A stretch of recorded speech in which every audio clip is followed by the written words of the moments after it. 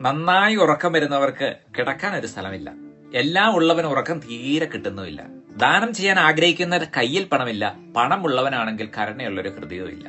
ഈ ലോകത്ത് ഏറ്റവും സുഖമുള്ള കാര്യം പാവപ്പെട്ടവരെ സഹായിക്കുന്നതിലാണ്. അതിന് കാരണം സഹായിക്കുന്നവനും സന്തോഷം കിട്ടും, സഹായം ലഭിക്കുന്നവനും സന്തോഷം കിട്ടും, അത് കാണുന്നവർക്കും കേൾക്കുന്നവർക്കും സന്തോഷം കിട്ടും എന്നുള്ളതാണ്. അപ്പോൾ സഹായിക്കുന്നത് കൊണ്ട് സന്തോഷം മാത്രമേ നമുക്കുണ്ടാകുന്നുള്ളൂ. ഈ ലോകത്ത് ഒരാൾ പോലും പാവപ്പെട്ടവനെ സഹായിച്ചുകൊണ്ട് നശിച്ചു പോയിട്ടില്ല. അവരുടെ സമ്പത്ത് വർദ്ധിക്കുകയുള്ളൂ.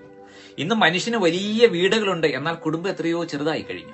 വലിയ ബിരുദങ്ങളുണ്ട്, എന്നാൽ വിവേകം എന്ന് പറയുന്നത് ലെവലേശമില്ല. ആധുനിക ചികിത്സകൾ ലഭ്യമാകുന്ന കാലമാണ്, എന്നാൽ ആരോഗ്യം ഇങ്ങനെ കുറഞ്ഞു വരുന്നു. മനുഷ്യൻ ചന്ദ്രനിൽ വരെ എത്തി ചൊവ്വയിലേക്ക് പോകാൻ തയ്യാറെടുക്കുന്നു, എന്നാൽ സ്വന്തം അയൽക്കാരനുമായി യാതൊരു ബന്ധവുമില്ല.